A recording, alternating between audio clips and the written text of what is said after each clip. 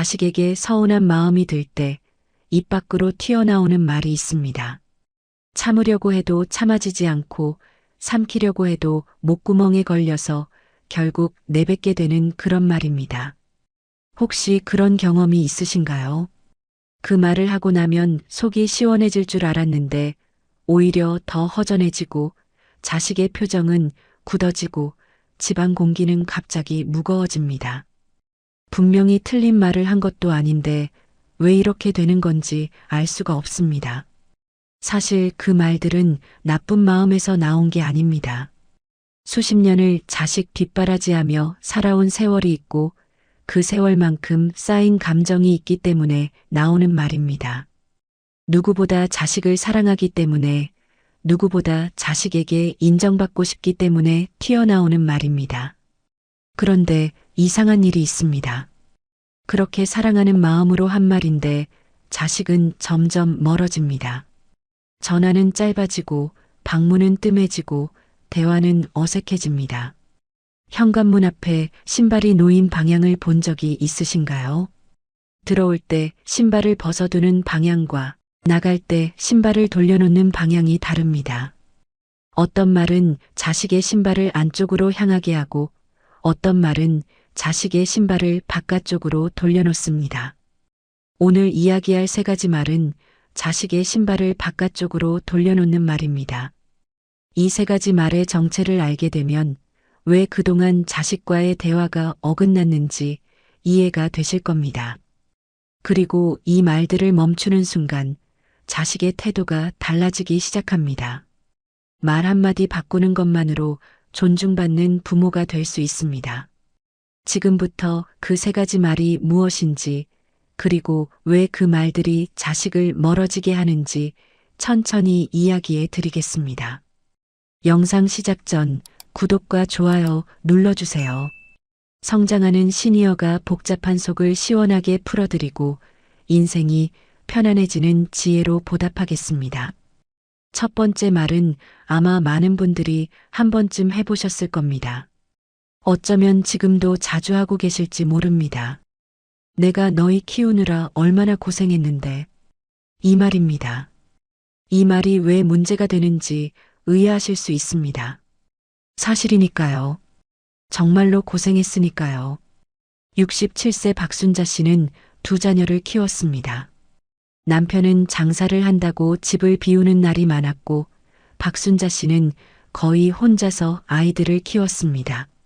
새벽 5시에 일어나 도시락을 쌌고 밤 11시까지 부업을 했습니다. 아이들 학원비를 대려고 본인 병원비는 미뤘고 옷은 몇 년째 같은 옷을 입었습니다. 그렇게 이를 악물고 살았더니 두 자녀 모두 대학을 졸업하고 제 앞가림을 하게 됐습니다. 박순자 씨는 그 세월이 자랑스러웠습니다. 당연히 자랑스러워할 만했습니다. 누가 봐도 대단한 일이었으니까요. 그런데 문제는 그 자랑스러움을 표현하는 방식이었습니다. 박순자 씨는 자식들과 대화할 때마다 그 시절 이야기를 꺼냈습니다. 처음에는 자식들도 고개를 끄덕이며 들었습니다. 엄마 정말 고생 많으셨어요 라고 말하기도 했습니다. 그런데 그 말이 한 번으로 끝나지 않았습니다. 명절 때마다, 전화할 때마다, 만날 때마다 같은 이야기가 반복됐습니다. 내가 너희 키우느라 밥도 제대로 못 먹었어. 내가 너희 학원비 대느라 이 몸이 이렇게 됐어. 내가 아니었으면 너희가 지금 이렇게 살 수 있었겠어. 박순자 씨 입장에서는 그냥 옛날 이야기를 하는 것뿐이었습니다. 자식들이 자기가 얼마나 힘들게 살았는지 알아주길 바라는 마음이었습니다. 인정받고 싶었던 겁니다. 그게 그렇게 잘못된 건가요? 잘못된 게 아닙니다. 그 마음은 충분히 이해할 수 있습니다. 하지만 이 말을 듣는 자식의 마음은 조금 다릅니다. 자식 입장에서 이 말은 이렇게 들립니다. 나는 너희한테 이만큼 해줬으니까 너희도 나한테 이만큼 해야 해. 너희가 지금 잘 사는 건 다 내 덕분이야. 너희는 아직 빚을 다 갚지 않았어. 박순자 씨는 그런 뜻으로 말한 게 아니었습니다. 그냥 힘들었던 시절을 같이 기억해 주길 바랐을 뿐입니다. 하지만 말은 한 번 입 밖으로 나오면 내 뜻대로 전달되지 않습니다. 듣는 사람의 귀에 들어가는 순간 듣는 사람의 방식으로 해석됩니다. 박순자 씨의 아들은 어느 날 이렇게 말했습니다. 엄마, 나도 알아요. 엄마가 고생한 거. 근데 그 얘기 들을 때마다 나는 숨이 막혀요. 박순자 씨는 그 말을 듣고 며칠 동안 잠을 이루지 못했습니다. 자기가 그렇게까지 부담을 주고 있었나 싶어서 얼굴이 화끈거렸습니다. 평생을 자식 잘 되라고 산 건데 그 자식이 자기 앞에서 숨이 막힌다고 합니다. 도대체 뭐가 잘못된 건지 알 수가 없었습니다. 희생을 강조하는 말은 사실이라고 해도 문제가 됩니다. 아무리 사실이라고 해도 반복해서 들으면 빛 독촉처럼 들립니다. 자식은 부모 앞에서 늘 채무자가 된 기분을 느끼게 됩니다. 그리고 채무자는 채권자를 피하고 싶어 합니다. 그의 추석이었습니다. 박순자 씨는 며칠 전부터 장을 봤습니다. 아들 내외가 좋아하는 갈비찜, 딸이 어릴 때부터 좋아하던 잡채, 손주들 먹일 과일까지 빠짐없이 준비했습니다. 냉장고가 꽉 찰 정도로 재료를 사놓고 전날 밤부터 육수를 끓이기 시작했습니다. 명절 아침 박순자 씨는 새벽 4시에 일어났습니다. 허리가 욱신거렸지만 파스를 붙이고 부엌에 섰습니다. 전을 부치고 나물을 무치고 상을 차렸습니다. 아들 내외가 도착할 시간에 맞춰 모든 음식이 따뜻하게 준비됐습니다. 오전 10시쯤 아들 내외가 손주 둘을 데리고 들어왔습니다. 박순자 씨는 현관까지 나가 반갑게 맞았습니다. 손주들 머리를 쓰다듬고 며느리에게 들어오라고 손짓했습니다. 그런데 상을 차려놓고 둘러앉았을 때 박순자 씨의 입에서 그 말이 나왔습니다. 이거 다 하느라 엄마가 새벽부터 일어났어. 허리가 이렇게 아픈데도 너희 먹이려고 참고 했지. 박순자 씨는 그냥 고생했다는 이야기를 하고 싶었을 뿐입니다. 자식들이 알아주길 바랐습니다. 그런데 그 말이 나오자마자 식탁 분위기가 달라졌습니다. 며느리의 젓가락이 잠깐 멈췄습니다. 고개를 살짝 숙이더니 밥만 떴습니다. 아들은 헛기침을 한 번 하고 엄마 밥 먹어요라고 짧게 말했습니다. 그 목소리에는 평소와 다른 무게가 실려 있었습니다. 박순자 씨는 그 반응이 서운했습니다. 내가 이렇게 고생해서 차린 건데 고맙다는 말 한마디가 그렇게 어려운 건가 싶었습니다. 그래서 한마디 더 했습니다. 요즘 젊은 사람들은 이런 거 안 해. 엄마가 있으니까 이렇게 먹는 거야. 아들이 숟가락을 내려놓았습니다. 엄마, 우리 고마운 거 알아요. 근데 밥 먹을 때마다 그 얘기하시면 밥맛이 없어져요. 박순자 씨는 가슴이 철렁했습니다. 밥맛이 없다니요. 내가 해준 밥인데 밥맛이 없다니요. 그 이후로 식사 시간은 조용해졌습니다. 아무도 먼저 말을 꺼내지 않았고 손주들 이야기만 오갔습니다. 며느리는 설거지를 돕겠다고 했지만 눈을 잘 마주치지 않았습니다. 아들은 식사가 끝나자마자 우리 이제 가볼게요라고 했습니다. 박순자 씨는 현관에서 그들을 배웅했습니다. 손주들이 신발을 신는 동안 아들의 뒷모습을 바라봤습니다.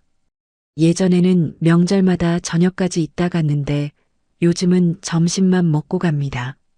예전에는 엄마 또 올게요라고 했는데 요즘은 갈게요입니다.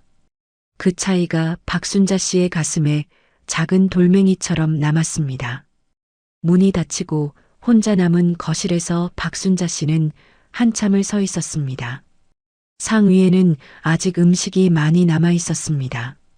새벽부터 준비한 갈비찜은 반도 줄지 않았고 정성껏 부친 전은 식어가고 있었습니다.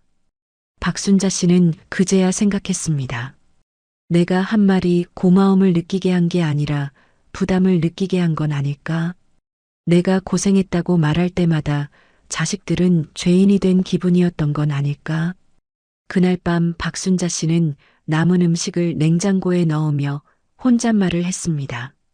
그냥 맛있게 먹으라고만 할걸. 두 번째 말은 조금 다른 방식으로 자식의 마음을 멀어지게 합니다. 첫 번째 말이 과거의 희생을 꺼내드는 말이었다면 두 번째 말은 현재의 자식을 다른 사람과 견주는 말입니다.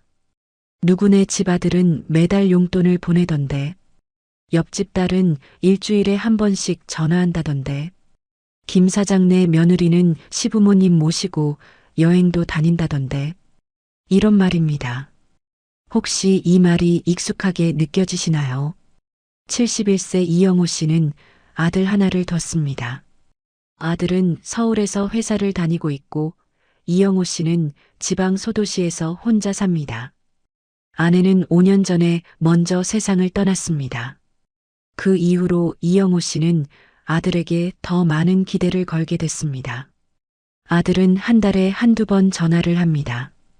명절에는 어김없이 내려오고 아버지 생신에도 빠지지 않습니다. 객관적으로 보면 나쁜 아들이 아닙니다. 하지만 이영호 씨의 마음은 늘 허전했습니다. 이영호 씨는 문화센터에서 바둑을 배웁니다. 거기서 만난 친구들과 차를 마시며 이야기를 나누는 게 낙입니다. 그런데 그 자리에서 자꾸 다른 집 자식 이야기가 나옵니다. 우리 아들은 매주 일요일마다 전화해. 우리 딸은 용돈을 안 받으려고 해도 억지로 넣어두고 가. 우리 며느리는 시아버지 건강검진 예약까지 직접 해줘. 이영호 씨는 그 이야기를 들을 때마다 속이 쓰렸습니다. 우리 아들은 왜 그렇게 못하나 싶었습니다. 바쁜 건 알지만 다른 집 자식들도 바쁘지 않은 건 아닐 텐데 싶었습니다. 그래서 아들에게 전화가 오면 자연스럽게 그 이야기를 꺼냈습니다. 오늘 바둑 모임에서 들었는데 박 선생 아들은 매주 전화한대. 김 사장네 아들은 한 달에 한 번씩 내려온다더라. 다들 자식 자랑하는데 나는 할 말이 없어. 이영호 씨는 그냥 아들이 좀 더 자주 연락해 주길 바라는 마음이었습니다. 직접적으로 전화 좀 자주 해라라고 말하면 잔소리처럼 들릴까봐 다른 집 이야기를 빌려서 돌려 말한 겁니다. 그게 더 부드럽게 전달될 거라고 생각했습니다. 하지만 이 말을 듣는 아들의 마음은 전혀 달랐습니다. 아들에게 이 말은 이렇게 들립니다. 너는 다른 집 아들만 못해. 너는 부족한 자식이야. 나는 내가 불만족스러워. 이영호 씨는 아들을 다른 사람과 비교하려는 게 아니었습니다. 그냥 아들이 조금만 더 신경 써주면 좋겠다는 뜻이었습니다. 하지만 말은 그렇게 전달되지 않았습니다. 비교하는 말은 상대방의 존재 자체를 흔듭니다. 내가 하는 건 충분하지 않아라는 메시지가 담겨 있기 때문입니다. 아무리 열심히 해도 인정받지 못한다는 느낌을 줍니다. 이영호 씨의 아들은 한 달에 한두 번 전화하고 명절마다 내려오고 생신도 챙깁니다. 누가 봐도 성실하게 부모를 챙기는 아들입니다. 그런데 그 아들이 아버지에게서 듣는 말은 다른 집 아들은 더 잘한다입니다. 그러면 아들 마음에 무엇이 생길까요? 내가 뭘 해도 아버지한테는 부족하구나라는 생각이 자리 잡습니다. 그리고 그 생각은 점점 그러면 뭘 해도 소용없겠네로 바뀝니다. 이영호 씨는 아들의 마음이 멀어지고 있다는 걸 느끼지 못했습니다. 오히려 아들이 요즘 전화가 더 짧아진 것 같아서 답답했습니다. 어느 일요일 오후였습니다. 이영호 씨는 거실 소파에 앉아 텔레비전을 보고 있었습니다. 화면에서는 여행 프로그램이 나오고 있었지만 눈에 들어오지 않았습니다. 며칠째 아들에게서 연락이 없었기 때문입니다. 이영호 씨는 휴대폰을 들었다 놨다를 반복했습니다. 먼저 전화하면 잔소리꾼 같고 안 하자니 답답하고 그 사이에서 마음이 왔다 갔다 했습니다. 결국 참지 못하고 전화를 걸었습니다. 신호음이 4번 울린 뒤에야 아들이 받았습니다. 아버지, 왜요? 그 첫 마디가 이영호 씨의 가슴에 걸렸습니다. 왜요라니? 아버지한테 전화가 왔으면 네, 아버지하고 반갑게 받을 수도 있는 거 아닌가. 하지만 이영호 씨는 그 마음을 삼켰습니다. 아니, 별일 없나 해서 요즘 연락이 없길래 바빴어요. 회사에 일이 많아서. 그래, 바쁘겠지. 바쁜 거 알아. 이영호 씨는 잠시 침묵했습니다. 사실 하고 싶은 말이 있었습니다. 얼마 전 바둑 모임에서 들은 이야기가 머릿속에 맴돌았습니다. 박 선생 아들은 매주 일요일마다 어김없이 전화를 한다고 했습니다. 그 이야기가 자꾸 떠올라서 결국 입 밖으로 나왔습니다. 그나저나 오늘 바둑 모임에서 박 선생 만났는데 박 선생 아들은 일요일마다 전화한대. 진짜 효자라니까.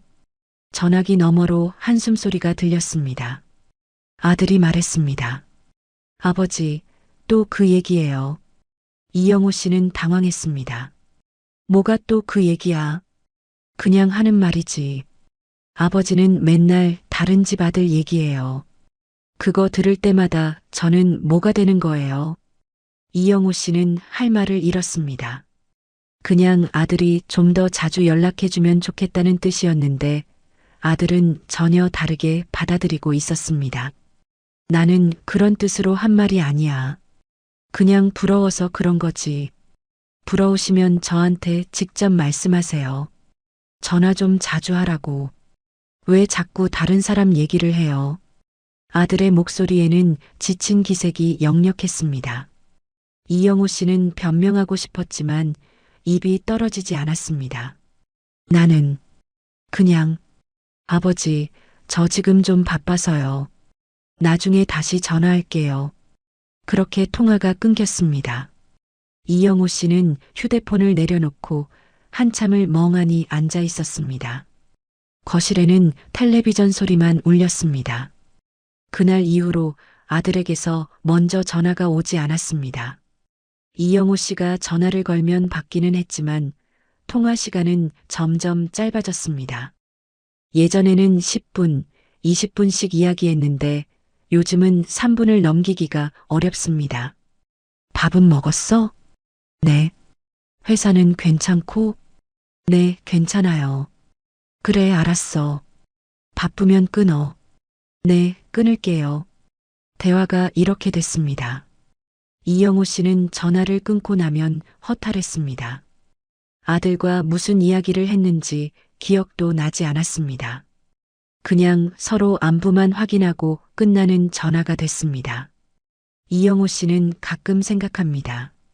내가 그때 다른 집 아들 이야기를 하지 않았으면 어땠을까? 그냥 보고 싶다. 전화 좀 자주 해라라고 솔직하게 말했으면 어땠을까? 비교하는 말은 솔직한 마음을 가려버립니다. 보고 싶다는 말 대신 다른 집 아들은 잘한다는 말이 나오면 듣는 사람은 그리움이 아니라 비난을 듣게 됩니다. 그리고 비난받는다고 느끼는 사람은 점점 마음의 문을 닫습니다. 세 번째 말은 앞에 두 말과 성격이 다릅니다. 첫 번째 말은 희생을 강조하는 말이었고 두 번째 말은 비교하는 말이었습니다. 둘 다 듣는 사람에게 부담을 주는 말이라는 게 느껴지셨을 겁니다. 그런데 세 번째 말은 좀 다릅니다. 언뜻 들으면 좋은 말처럼 들립니다. 겸손한 말처럼 들리기도 하고 자식을 배려하는 말처럼 들리기도 합니다. 나는 됐어. 너희나 잘해. 이 말입니다. 혹시 이 말이 왜 문제가 되는지 이해가 안 가실 수도 있습니다. 자식에게 부담 주지 않으려고 하는 말인데 뭐가 잘못됐다는 건지 의아하실 겁니다. 65세 김명희 씨는 딸 둘을 뒀습니다. 큰딸은 결혼해서 아이 둘을 키우고 있고 작은 딸은 아직 미혼으로 회사를 다닙니다. 두 딸 모두 엄마를 잘 챙기는 편입니다. 명절이면 선물을 사들고 오고 틈틈이 용돈도 보내려고 합니다. 김명희 씨는 평생을 자식들한테 손 벌리지 않고 살았습니다.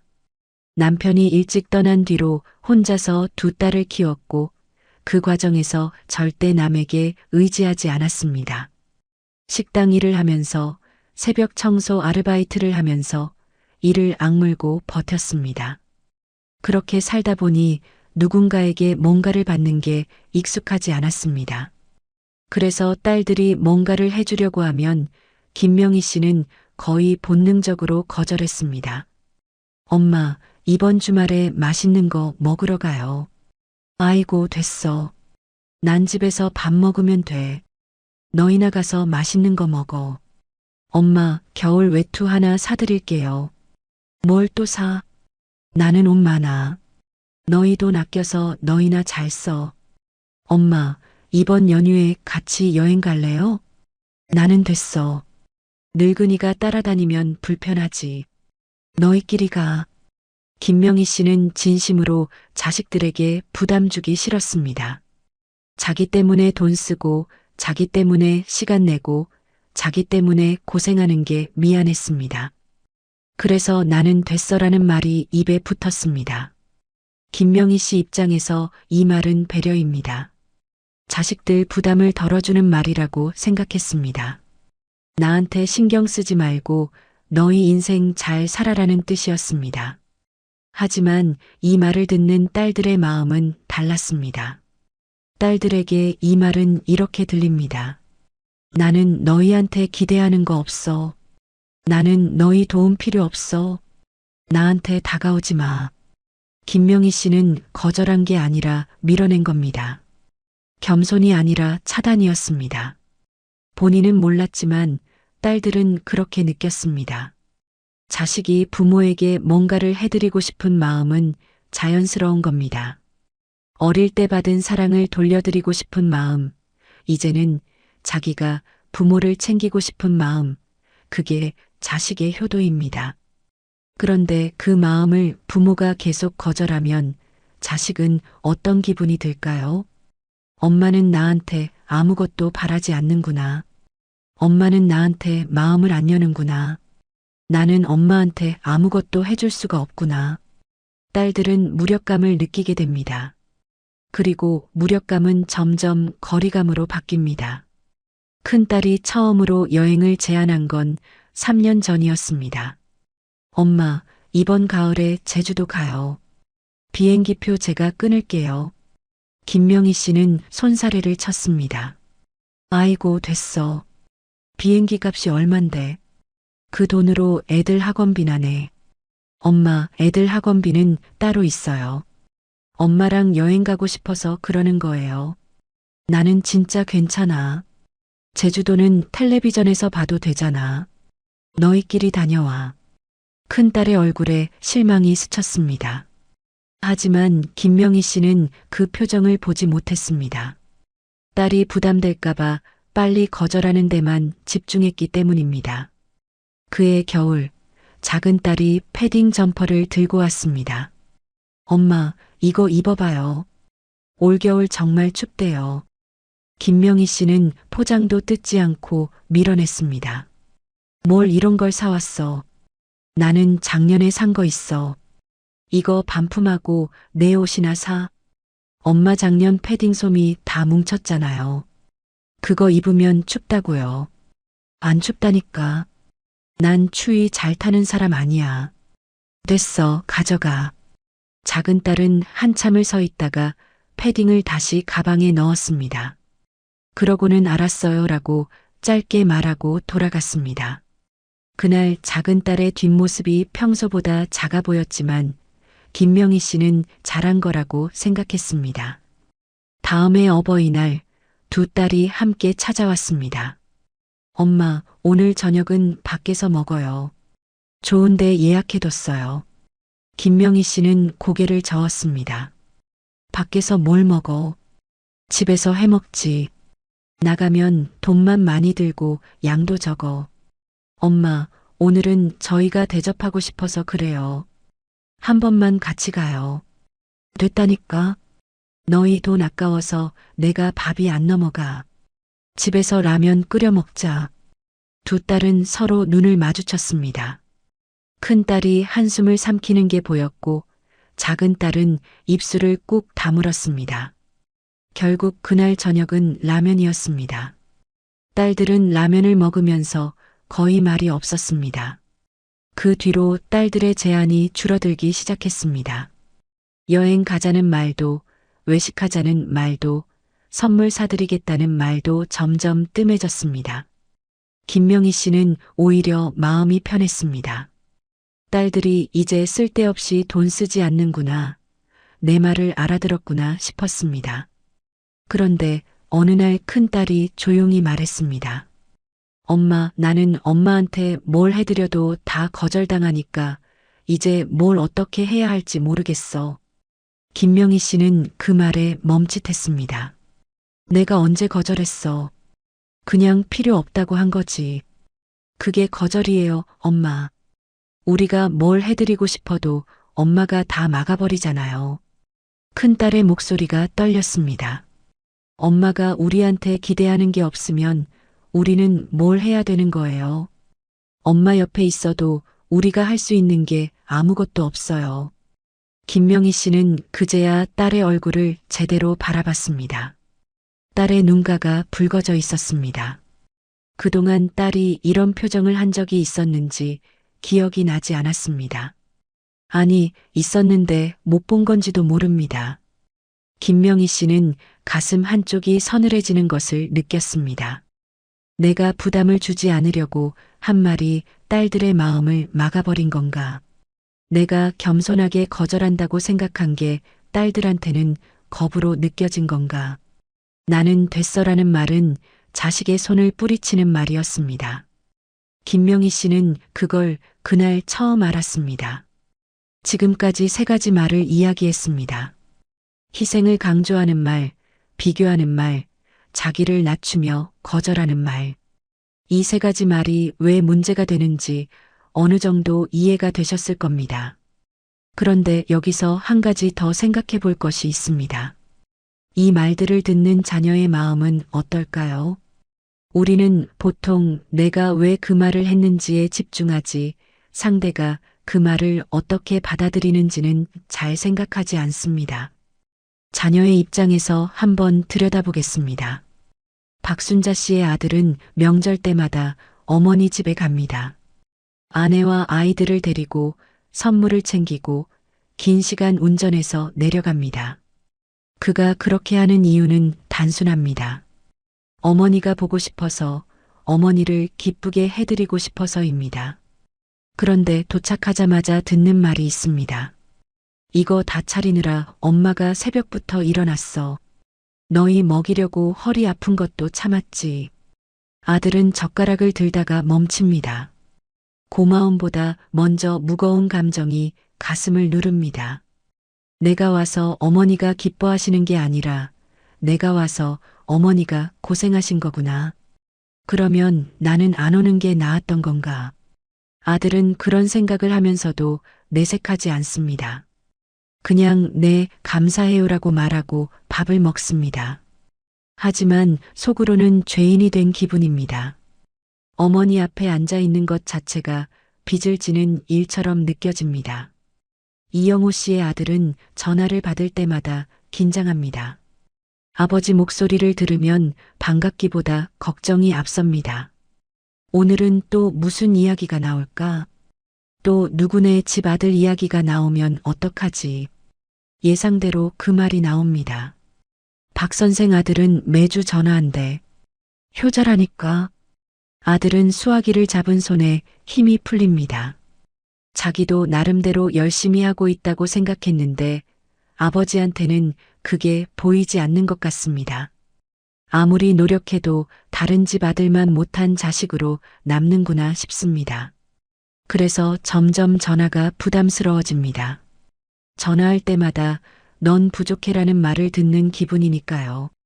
아버지가 보고 싶어도 전화기를 드는 손이 무거워집니다. 김명희 씨의 딸들은 어머니한테 뭔가 해드리고 싶을 때마다 망설입니다. 해드려봤자 거절당할 게 뻔하니까요. 됐어. 너희나 잘해라는 말을 또 들을 게 뻔하니까요. 처음에는 섭섭했습니다. 왜 받아주시지 않는 걸까? 우리 마음이 싫으신 걸까? 하지만 시간이 지나면서 섭섭함은 무력감으로 바뀌었습니다. 엄마한테는 아무것도 해드릴 수가 없구나.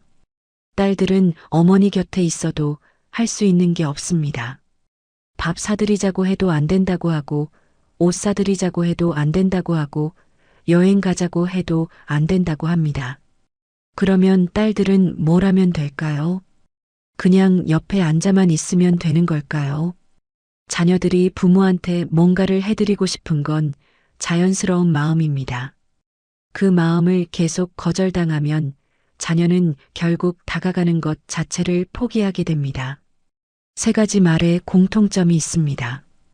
부모는 자기 마음을 말하는 것인데 자녀는 그 말 속에서 자기 존재가 부정당하는 느낌을 받습니다. 희생을 강조하면 빚진 존재가 되고 비교를 당하면 부족한 존재가 되고 거절을 당하면 필요 없는 존재가 됩니다. 빚진 존재, 부족한 존재, 필요 없는 존재. 자녀가 이런 기분을 느끼면서 부모 곁에 오래 머물 수 있을까요? 그래서 발걸음이 뜸해지는 겁니다. 69세 최정순 씨도 비슷한 경험을 했습니다. 아들 하나, 딸 하나를 둔 최정순 씨는 자식들과 사이가 좋지 않았습니다. 정확히 말하면 사이가 나쁜 건 아니었지만 뭔가 어색했습니다. 명절에 만나도 할 말이 없고 전화해도 금방 끊게 되고 함께 있어도 서로 눈치를 보는 그런 사이였습니다. 최정순 씨는 그 이유를 몰랐습니다. 자식들이 원래 말수가 적은 건가 싶기도 했고 요즘 젊은 사람들이 다 그런가 싶기도 했습니다. 그러다가 어느 날 오래된 친구를 만났습니다. 그 친구는 최정순 씨보다 2살 위인 71세 김영순 씨였습니다. 둘은 젊었을 때 같은 아파트에 살았고 자식들 나이도 비슷해서 자주 어울렸습니다. 오랜만에 만난 김영순 씨는 손주 사진을 보여주며 활짝 웃었습니다. 우리 며느리가 주말마다 애들 데리고 와. 아들은 바빠서 못 오는 날도 며느리가 혼자 와. 진짜? 며느리가 혼자 와? 응. 처음엔 나도 이상했어. 그런데 요즘은 며느리랑 둘이 차 마시면서 이야기하는 게 제일 좋아. 최정순 씨는 부러웠습니다. 자기 며느리는 명절에 와도 말이 없고 밥 먹고 나면 설거지만 후다닥 하고 방에 들어갑니다. 도대체 뭐가 다른 걸까 궁금했습니다. 너는 뭘 어떻게 했길래 그래? 김영순 씨가 잠시 생각하더니 말했습니다. 나도 예전에는 안 그랬어. 우리도 어색했거든. 근데 한 3년 전에 내가 말버릇을 바꿨어. 최정순 씨는 귀가 쫑긋해졌습니다. 말버릇? 무슨 말버릇? 김영순 씨가 천천히 이야기를 시작했습니다. 나도 예전에는 맨날 그랬어. 내가 얼마나 고생했는지 이야기하고 다른 집 며느리는 어떻게 한다고 비교하고 그러다가 어느 날 아들이 그러더라. 엄마, 그 얘기 들을 때마다 나는 집에 오기 싫어진다고. 최정순 씨는 가슴이 뜨끔했습니다. 자기도 그런 말을 많이 했기 때문입니다. 그래서 나는 그때부터 그 말들을 안 하기로 했어. 처음에는 진짜 힘들었어. 말이 목구멍까지 올라오는데 삼키는 게 쉽지 않더라고. 근데 한 달, 2달 참다 보니까 습관이 되더라. 김영순 씨는 차를 한 모금 마시고 말을 이었습니다. 그리고 대신 다른 말을 했어. 와줘서 고맙다. 같이 밥 먹으니까 좋다. 얼굴 보니까 기분이 좋네. 이런 말. 별거 아닌 것 같지만 이런 말 하니까 분위기가 달라지더라. 최정순 씨는 그날 집에 돌아와서 오래 생각했습니다. 자기가 그동안 자식들한테 어떤 말을 했는지 떠올려 봤습니다. 명절 때마다 이거 준비하느라 엄마가 얼마나 힘들었는지 알아? 라고 했습니다. 전화할 때마다 옆집 아들은 매주 온다던데 라고 했습니다. 딸이 뭔가 사주겠다고 하면 됐어. 그 돈 아껴라고 했습니다. 다 해당됐습니다. 최정순 씨는 그제야 알았습니다. 자식들이 멀어진 게 자식들 탓이 아니었습니다. 자기가 한 말들이 자식들을 밀어낸 거였습니다. 그날부터 최정순 씨는 말을 바꾸기 시작했습니다. 처음에는 어색했습니다. 평생 해오던 말버릇을 바꾸는 게 쉬운 일이 아니었습니다. 하지만 의식적으로 노력했습니다. 한 달쯤 지났을 때 아들이 전화를 했습니다. 평소처럼 안부를 묻고 끊으려는데 최정순 씨가 말했습니다. 아들, 전화해줘서 고마워. 내 목소리 들으니까 좋다. 전화기 너머로 잠시 침묵이 흘렀습니다. 그러더니 아들이 말했습니다. 엄마, 갑자기 왜 그래요? 최정순 씨는 웃으며 대답했습니다. 왜긴 뭐가 왜야? 원래 그런 거지. 그날 통화는 평소보다 5분이나 길었습니다.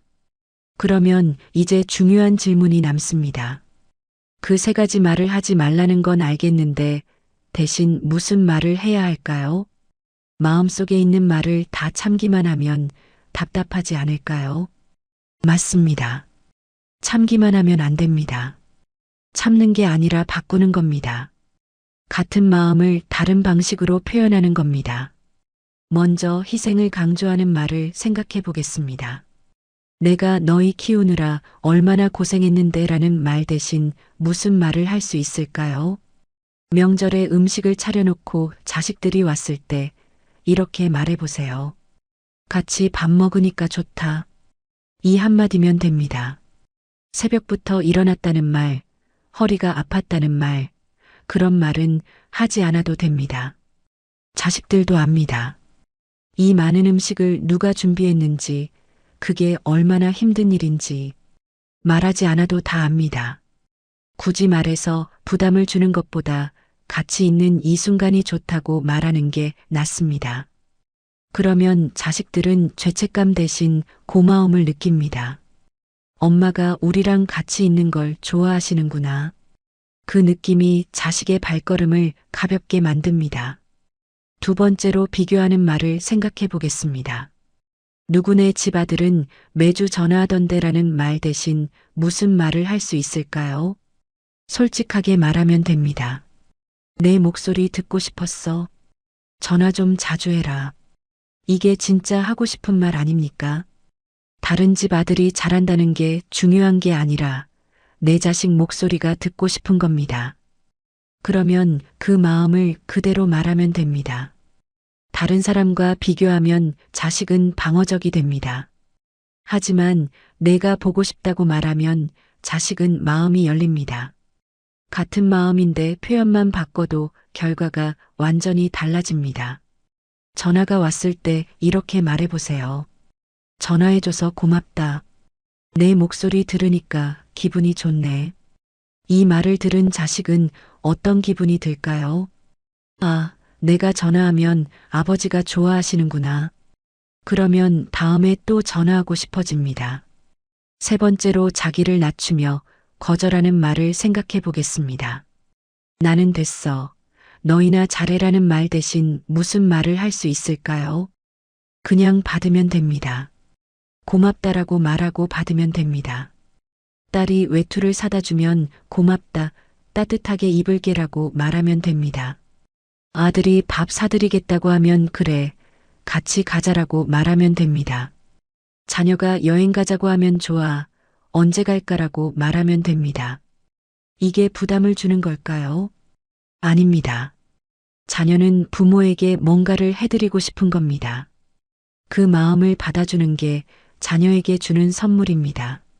자녀가 건네는 것을 받아줄 때 자녀는 이렇게 느낍니다. 엄마가 내 마음을 받아주셨구나.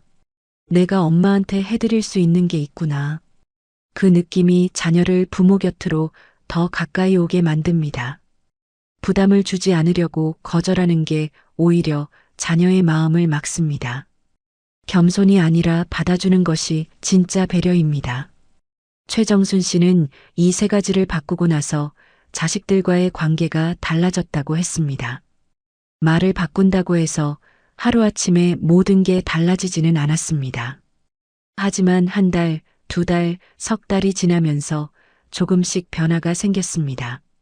아들의 전화가 길어졌습니다.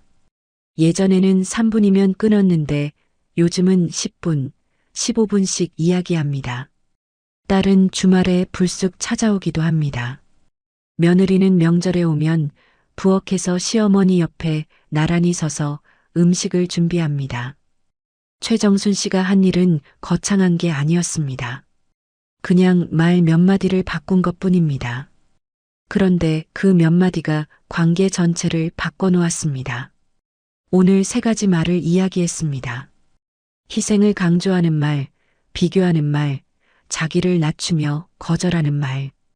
혹시 이 이야기를 들으면서 마음이 불편하셨을 수도 있습니다. 나도 그런 말을 했었는데 하는 생각이 드셨을 수도 있습니다. 괜찮습니다. 그 말들을 한 건 나쁜 마음이 있어서가 아닙니다.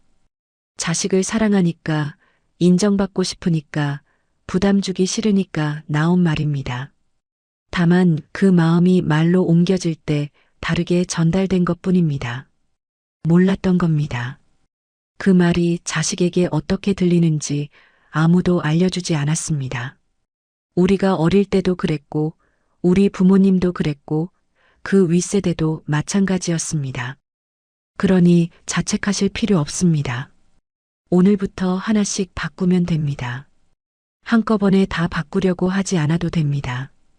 오늘 자식에게 전화가 오면 전화해줘서 고맙다 한마디만 해보세요. 다음에 자식이 뭔가를 해주겠다고 하면 그래, 고맙다 한마디만 해보세요. 그 한마디가 쌓이면 관계가 달라집니다. 자식의 발걸음이 가벼워지고 전화가 길어지고 대화가 편안해집니다. 존중받는 부모가 된다는 건 거창한 게 아닙니다. 자식이 부모 곁에 있고 싶어지게 만드는 겁니다. 완벽한 부모가 될 필요는 없습니다. 다만 자식이 편하게 다가올 수 있는 부모가 되면 됩니다. 그건 말 몇 마디로도 충분히 가능합니다. 오늘 이야기가 여러분의 마음에 작은 울림이 되었으면 좋겠습니다. 혹시 오늘 이야기를 들으면서 떠오른 장면이 있으신가요? 자식에게 했던 말, 자식의 표정, 그때의 공기. 그 장면이 떠오르셨다면 마음속에만 두지 않으셔도 됩니다. 이 영상이 마음에 와닿으셨다면 좋아요 한번 눌러주세요. 주변에 오늘 이야기가 필요한 분이 계시다면 공유도 부탁드립니다. 아직 구독을 안 하셨다면 지금 구독 버튼 꼭 눌러두세요. 구독해 두셔야 다음 영상이 올라왔을 때 바로 보실 수 있습니다. 여러분의 평화로운 노후를 진심으로 응원합니다. 성장하는 시니어가 여러분의 든든한 동반자가 되어 끝까지 함께하겠습니다. 감사합니다.